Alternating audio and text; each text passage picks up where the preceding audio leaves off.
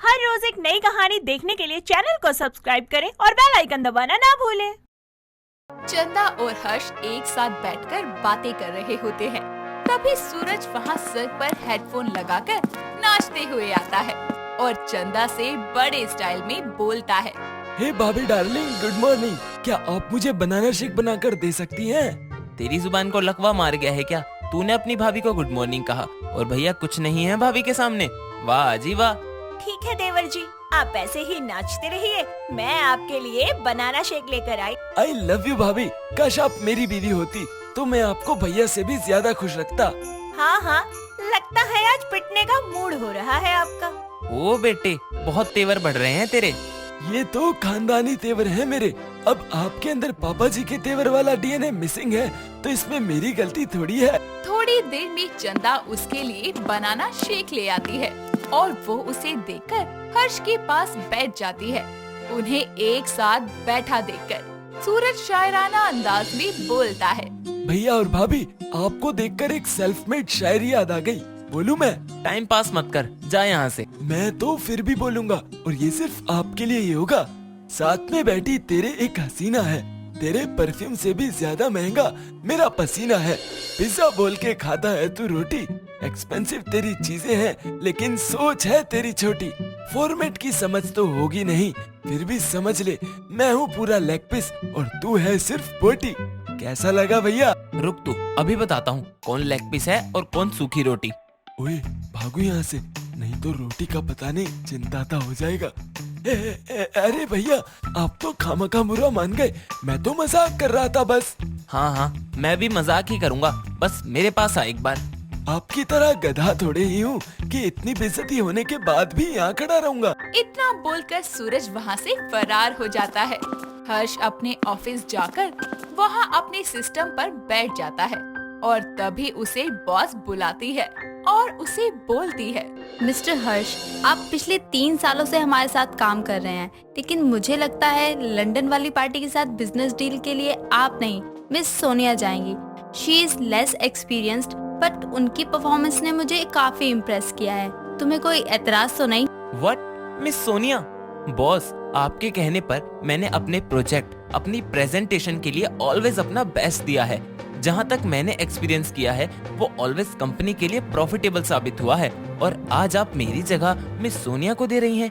ये बोलकर आप मेरी इंसल्ट कर रही हैं। मैं तुम्हारी इंसल्ट नहीं कर रही, बल्कि जैसे तुम्हें मैंने शुरू से लेकर अब तक सपोर्ट किया है वैसे ही मैं मिस सोनिया को भी मौका देना चाहती हूँ। That's it। लेकिन बॉस, मुझे ये मंजूर नहीं है। अगर आपने मेरी जगह मिस सोनिया को दे ही दी है तो आज ही मैं इस जॉब से रिजाइन देता हूँ। अपने तेवर का रोब मुझे मत दिखाइए मिस्टर हर्ष।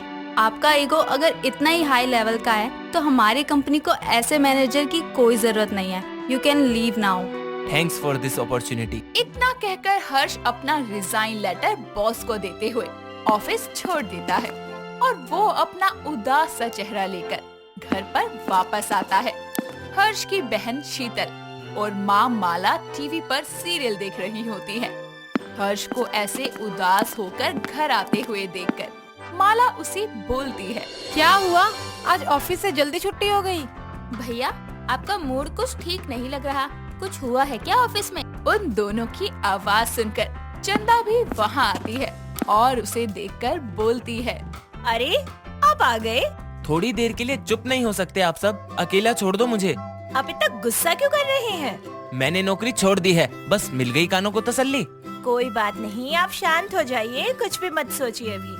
कोई बात नहीं, शांत हो जाऊं? अरे ऐसे कैसे शांत हो जाऊं?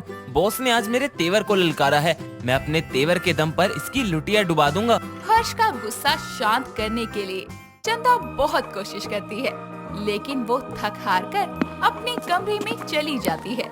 धीरे धीरे समय बीतता है और हर्ष नॉर्मल हो जाता है।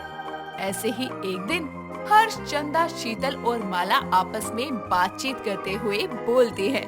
माँ, मैंने मार्केट में गुच्ची की नई ड्रेस देखी है, उसके साथ साथ गुच्ची के नई हील्स भी। मुझे कुछ पैसे चाहिए उन्हें खरीदने के लिए, ज्यादा नहीं, सिर्फ 30,000 रूपए चाहिए। अरे बस 30,000? तू और मांग लेती तो तुझे मना थोड़ी ही कर देती। पैसा हमारे हाथों की मैल है, मैल। अगर बढ़िया पहनेंगे नहीं, बढ़िया खाएंगे नहीं तो लोगों को हमारे स्टेटस और तेवर का पता कैसे चलेगा? हाँ माँ, अगर आप देना ही चाह रही हैं, तो मुझे थोड़े पैसे और दे देना ताकि मैं iPhone 13 भी ले सकूं। अरे अरे, आप दोनों माँ बेटी पागल हो गई हैं क्या? यहाँ हर्ष की नौकरी चली गई और आप दोनों अपने तेवर बरकरार रखने के लिए ये सारी चीजें खरीद रहे हैं। रहने दो चंदा, इन्हें कैसे पता होगा कि पैसे कहाँ से और कैसे आते हैं? इन्हें उड़ाने से मतलब है, उड़ाने दो। अगर ऐसे ही चलता रहा ना तो हम एक दिन सड़क के किनारे भीख मांगते नजर आएंगे। भीख मांगे आपके मायके वाले भाभी? आपकी हिम्मत कैसे हुई हमें ऐसा वैसा कहने की? अरे इसे तेवर की स्पेलिंग तक तो ठीक से आती नहीं, गरीबी से निकली है ना, गरीबों जैसी हरकत तो करेगी ही। हर्ष, तू भी उसके साथ शामिल हो गया अब? मैं शामिल नहीं हो रहा हूँ, सिर्फ ये देख रहा हूँ कि कौन इस घर में मेरी मजबूरी समझ रहा है और कौन अपने झूठे तेवर दिखा रहा है। भैया, आप तो कभी किसी चीज के लिए मना नहीं करते थे मुझे, लेकिन आज भाभी के कहने पर आपने मुझे ताना मारा। मैं ताने नहीं मार रहा, सिर्फ समझा रहा हूँ। इस बहस के बीच में कानों में हेडफोन लगाए सूरज वहाँ आता है और हेडफोन उतारते हुए बोलता है, भैया, मुझे मेरी नई गर्लफ्रेंड के साथ कॉफी के लिए टूना सिटी कॉफी शॉप में जाना है। मुझे कुछ पैसे चाहिए थे, अपनी गर्लफ्रेंड के लिए गिफ्ट्स खरीदूंगा और उसे सरप्राइज पार्टी दूंगा। ओह, आप अपनी नई गर्लफ्रेंड को डेट पर ले जाना चाहते हैं? डेट पर नहीं, सिर्फ कॉफी पर। डेट पर तो मैं उसे यूरोप लेकर जाऊंगा। बस 80,000 रुपए मेरे अकाउंट में ट्रांसफर कर दीजिए। क्या तेवर हैं आपके? कभी आपने 80 रुपए भी अपनी मेहनत से कमाए हैं?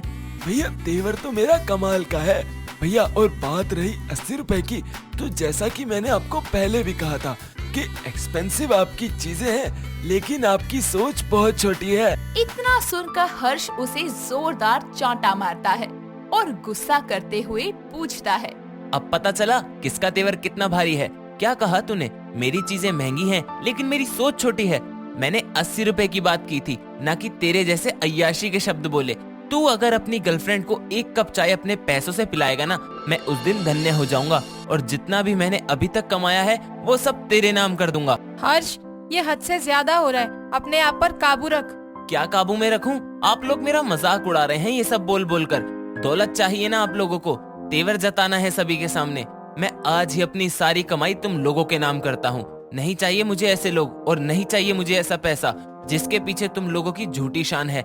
ये मेरा तेवर है, अप्रोच कर सको तो कर लो। हर्ष, अपने आप को संभालिए, मैं हूँ ना आपके साथ। जिसके बाद हर्ष अपनी सारी दौलत उन तीनों के नाम करके चंदा के साथ अलग रहने लगता है।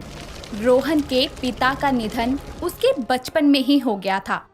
उसके बाद उसकी माँ ने उसे बड़े ही लाड़ प्यार से पाल पोस के बड़ा किया था, और आखिर करती भी क्यों ना, क्योंकि भाई उमा का तो रोहन एक लौता बेटा था, जिस वजह से उमा अपने बेटे पर जान निसार करती थी और उसे अपनी आंखों पर बिठा कर रखती थी। एक दिन रोहन आकर खुशी से अपनी माँ से बोलता है, माँ, तुम मुझे कितना प्यार करती हो, मेरी सब बात भी मानती हो। क्यों नहीं मानूंगी, तू तो मेरी जान है। अच्छा, तो मुझे एक ऐसी चीज चाहिए जिसे मांगने के बाद मैं कुछ नहीं मांगूंगा। फिर तो जरूर कुछ स्पेशल चीज होगी। चल बता, ऐसी क्या चीज है जो मेरे बेटे को चाहिए? रोहन उमा को हिमानी के बारे में बताता है। हिमानी और रोहन साथ में काम करते हैं और उनके इस साथ को 4 साल हो गए थे और धीरे धीरे अब उनकी दोस्ती प्यार में भी बदल चुकी थी और इस बात का उन्हें खुद पता नहीं चला था। और अब वो वक्त आ गया था जब उन दोनों ने शादी का फैसला कर लिया था। उमा रोहन की बात सुनकर बोलती है, अगर मेरे लाडले को वही पसंद है तो अब वही आएगी मेरे घर में। अगर वो नहीं मानी तो मैं अपने लाडले के लिए उसे उठा कर ले आऊंगी। दोनों हंसने लगते हैं और आखिरकार रोहन हिमानी को अपनी माँ से मिलवाने लेकर आता है, जिसके बाद हिमानी को देखते ही उमा शादी के लिए हाँ कर देती है और दोनों की शादी की तैयारी शुरू होने लगती है। तभी एक दिन रोहन को टिंडे खाता देखकर उमा बोलती है, क्या बात है बेटा, तू तो टिंडे नहीं खाता, फिर आज कैसे? माँ, हिमानी ने बोला है कि टिंडे सेहत के लिए बहुत अच्छे होते हैं, इसलिए मैंने खाने चालू कर दिए। रोहन की बात सुनकर उमा सदमे में चली जाती है और उसे ये आभास होने लगता है कि जैसे उसके बेटे को कोई उससे चुरा रहा है।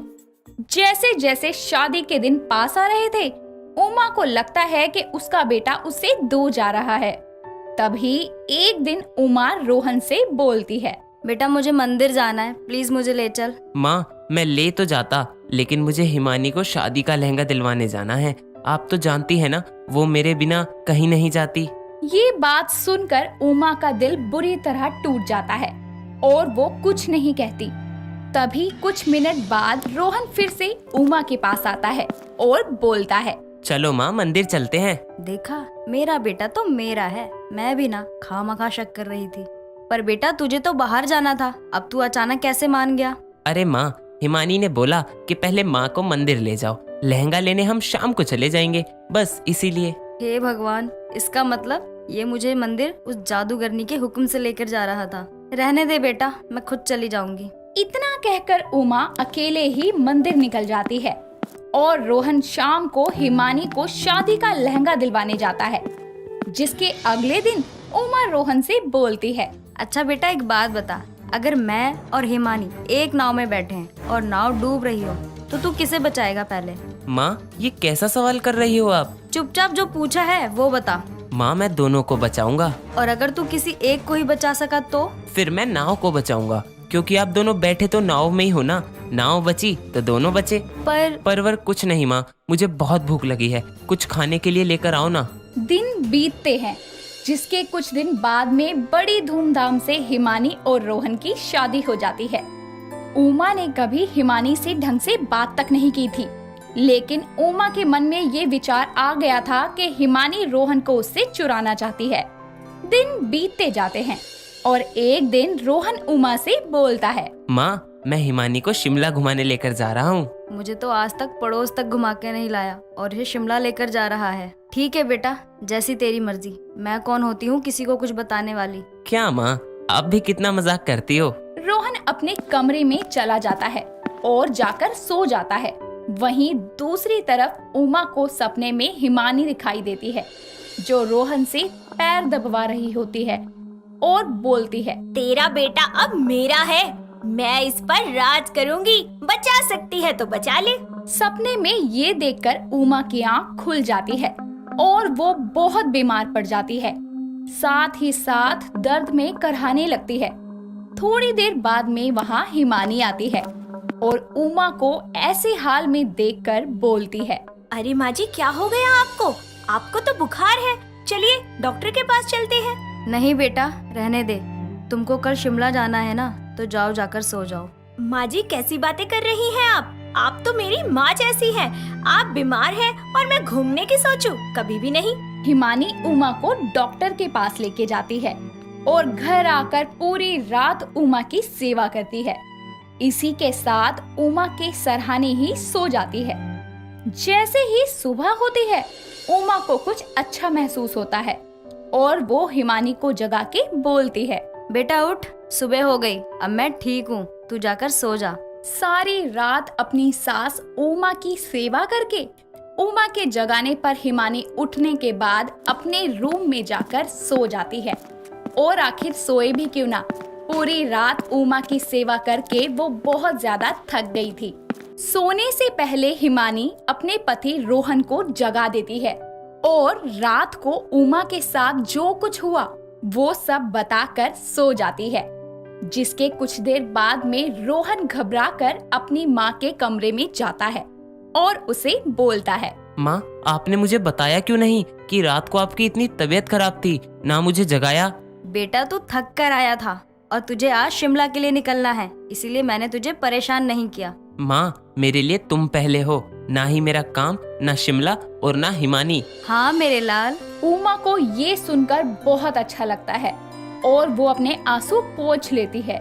जिसके बाद वो रोहन से बोलती है, अच्छा ये बता तू यहाँ क्या कर रहा है? हिमानी को जगा, तुझे निकलना नहीं है क्या? नहीं माँ, कोई शिमला नहीं जा रहा।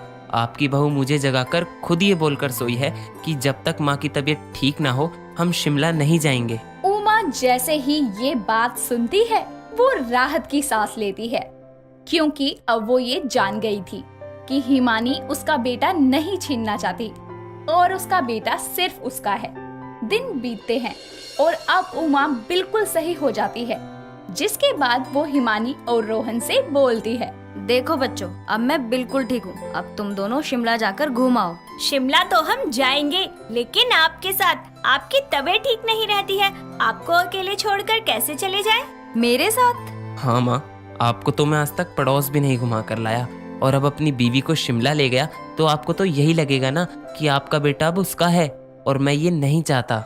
उमा को ये कहने के बाद रोहन मुस्कुराता हुआ धीरे से उमा के करीब जाता है।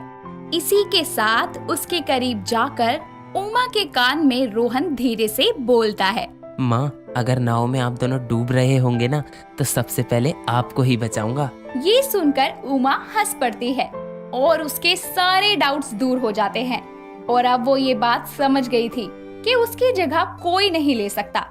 दोस्तों, अगर आपको ये कहानी पसंद आई तो इसे लाइक करें, शेयर करें और कमेंट करके बताएं कि कहानी में आपको सबसे अच्छा क्या लगा।